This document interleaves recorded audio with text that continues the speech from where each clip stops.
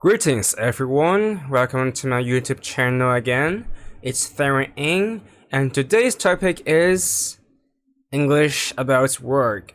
Depending on what country you're in, talking about someone's job can be a rather sensitive subject. If we start off on the wrong foot, chances are it can raise unhappiness and cause misunderstanding, thus leaving a very bad first impression.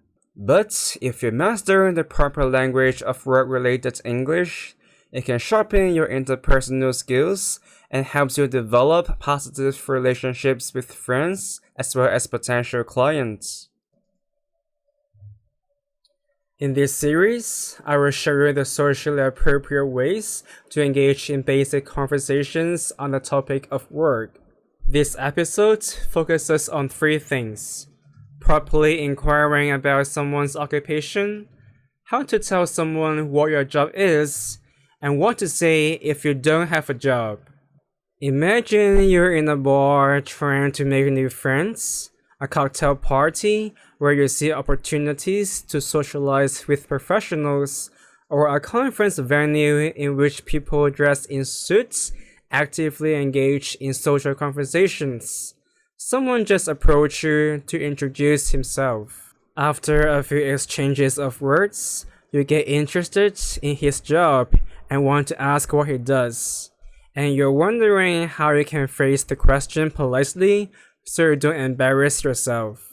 If you're thinking questions like, "What are you?" or "What's your job?" like English textbooks in Asia teach, then good luck with that. These questions are grammatically correct and absolutely clear in meaning. However, they're very direct and impolite, as someone's social standing and financial status are heavily related to what he or she does. We need to use language that is socially acceptable. Let's take a look at a bad example.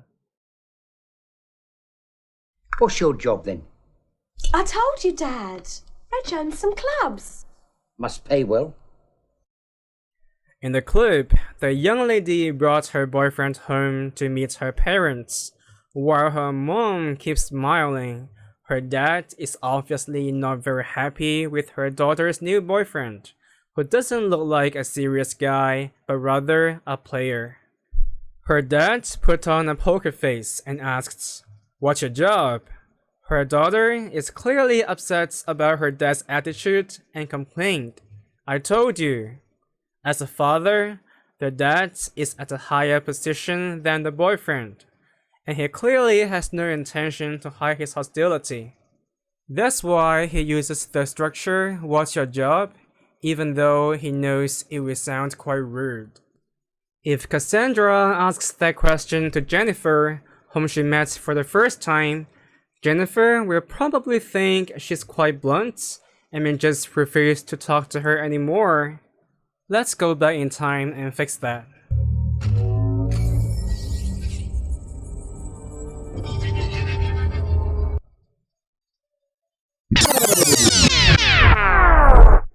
So here are some structures Cassandra can use to ask what Jennifer does without sounding inappropriate. Number 1. What do you do for a living? The first question Cassandra can consider is, what do you do for a living? The word living has several meanings. The most common one is a style of life, the way someone's life is. For example, we can use the phrase living conditions when we talk about the everyday environment people live in. In this picture, you can see that the environment they live in is not very clean, nor very hygienic. It seems that there has been a flood that destroyed their land some time ago. Inside the house, we don't see much furniture, and the vessels they are using are pretty basic. The living condition is definitely not ideal. It's way below average, it's a poor living condition, it's a very bad living condition. The word living can also mean people who are alive when there is a the before it. Can the living marry the dead? What on earth are you speaking about? Please, it's Victor. He's married to a corpse. And the third meaning is the meaning we want here.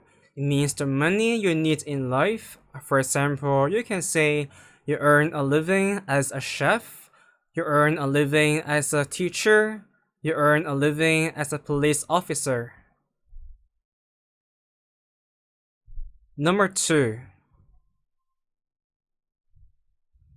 What about you, Greg? What line of work are you in? Or So, what line of work do you do? the second alternative is what line of work are you in, or what line of work do you do? Not this line, of course. The word line here means the main activity you do to make money. Number 3. Can you tell me a little about yourself? I started out chasing around the Soviet Pacific Fleet doing signal intelligence cryptology for the Navy. The third way to ask about someone's job is, can you tell me a little about yourself? This way is very indirect and general, because you may also get information such as the person's name, hometown, interests, and etc. Using this question pattern suggests you show more interest in the person in general, and you're not focusing on the financial status or the social class. Now it's Jennifer's turn to think about what to say. They have just met, and Jennifer is wondering if she should be exact when talking about her job.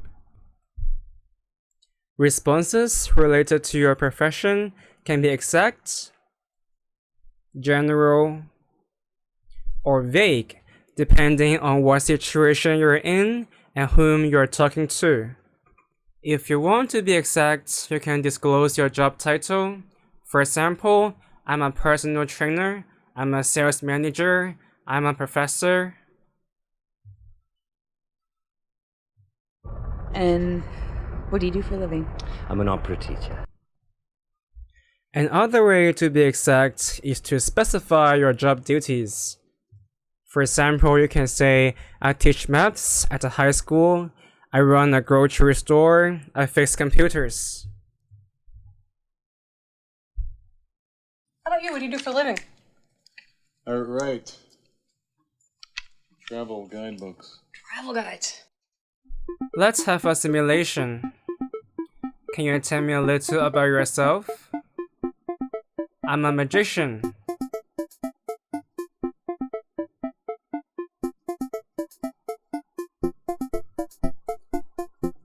That's so cool.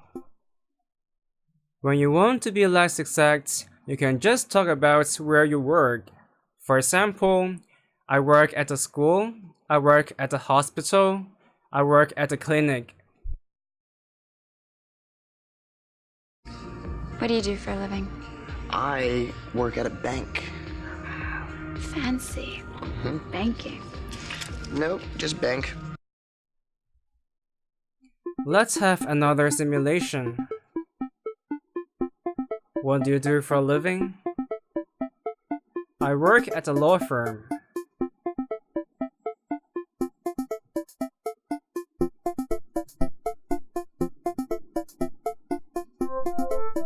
I want to work in legal as well.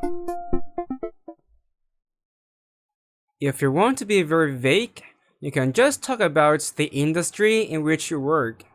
For example, I'm in education, I'm in e-commerce, I'm in law enforcement. What do you do for a living? I'm in advertising. What line of work you in, Mr. Boy? Buttons. Let's have one more simulation. What line of work are you in? I'm in information technology.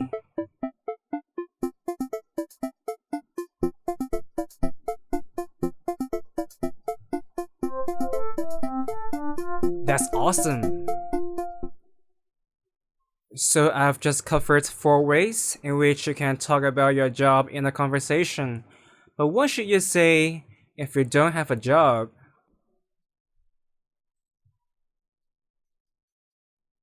If you say, I don't have a job, or I'm jobless, then people may think you are someone without social polish, or simply being provocative. There are some expressions you can use to avoid sounding rude while telling the fact that you're unemployed. What line of work you in when you're not stealing cars? Well, I tell you, I'm looking for suitable employment right at the moment. Oh, yes. You can say, I'm looking for suitable employment at the moment. Or, I'm in between jobs.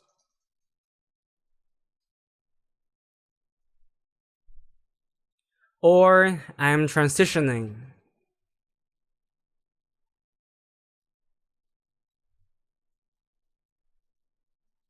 Another one is, I'm looking for a change in career. Also, I'm taking some time off. So that's it for today. If you have any questions or feedback, don't hesitate to leave a comment below. If you like this video, please kindly share it and smash the like button. I will also appreciate financial support to this channel through PayPal. Also, hit me up on Facebook, Twitter, and Instagram. Last but not least, don't forget to subscribe and hit the bell icon so you'll be notified of upcoming videos. Thanks for watching and see you next time.